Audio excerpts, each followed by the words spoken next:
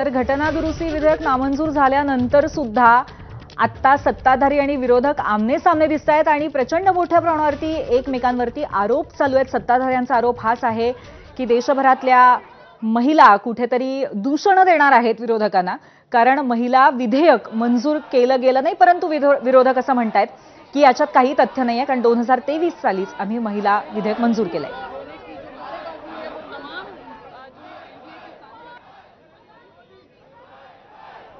पूरा विपक्षी दल यही कह रहा है कि जो सत्ता दल है ये इतने मोह में ये अपनी कुर्सी छोड़ना नहीं चाहते, और क्योंकि इनका जनाधार अब खिसकता जा रहा है, क्योंकि जानते हैं कि जाने वाली सरकार है ये, तो ये महिलाओं का नाम लेके अपने आप को बचाने की कोशिश कर रहे हैं। हम देख सकते हैं जिस तरह कोशिश ये की जा रही है, लेकिन आज देश की जो महिलाएं हैं वो महंगाई से परेशान है और जिस तरह से जो हालात हैं शिक्षा सुरक्षा को लेके उससे परेशान है, और सभी वर्ग परेशान है। तो कहीं ना कहीं अपने खिसकते हुए जनाधार को देखते हुए आज जो ये पूरा प्रक्रिया हुई है उसको अंजाम दिया गया है।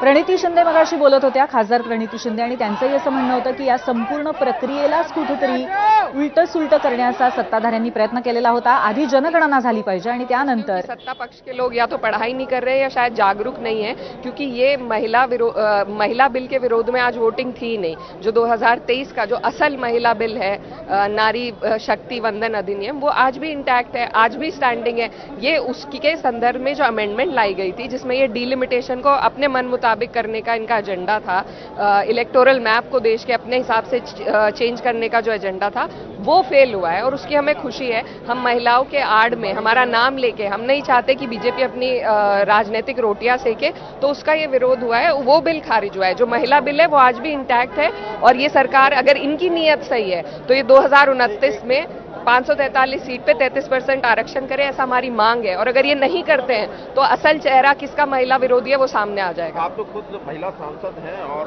उत्तर प्रदेश से आती हैं। आप जो गृह मंत्री जी कह रहे थे कि महिलाएं देश की माफ नहीं करेंगी विपक्ष को, आपको लगता है कि महिलाएं फिर वही बात, बार बार एक बात को, झूठ को बार बार रिपीट करने से सच नहीं हो जाएगा। महिला बिल जो 2023 का था, जो सर्वसहमति से पास हुआ था इसी सदन में, वो आज भी इंटैक्ट है। तो वो किस बात को कह रहे हैं हमारी समझ में नहीं आ रहा है। सिर्फ एक प्रोपेगेंडा, एक नैरेटिव चलाना जो बीजेपी की आदत है वही चलाया जा रहा है। 23 का बिल महिला नारी शक्ति वंदन अधिनियम इंटैक्ट है, स्टैंडिंग है। हम इंतजार कर रहे हैं कि सरकार उसे कब लागू करे।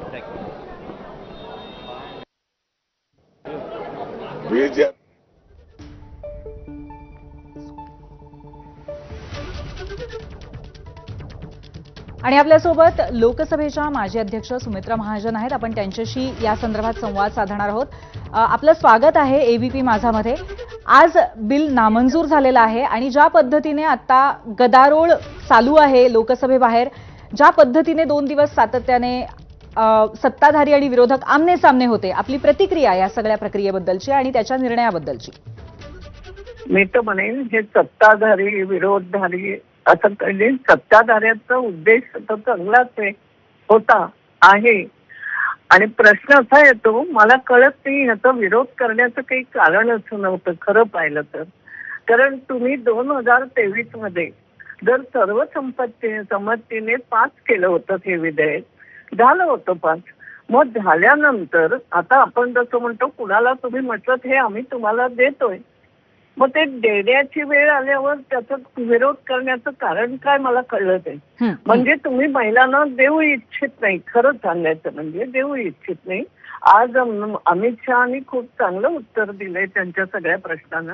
प्रश्न एवढाच येतो, समजत नाहीये की रिझर्वेशन आणि त्याच्यात दुसरा जो उद्देश होता ज्याला त्याने विरोध त्यांचा चालला होता की हे करतात काय त्याला आपण म्हणतो लोकसभेमध्ये सीट वाढवण्यासाठी करता, मी एक शब्द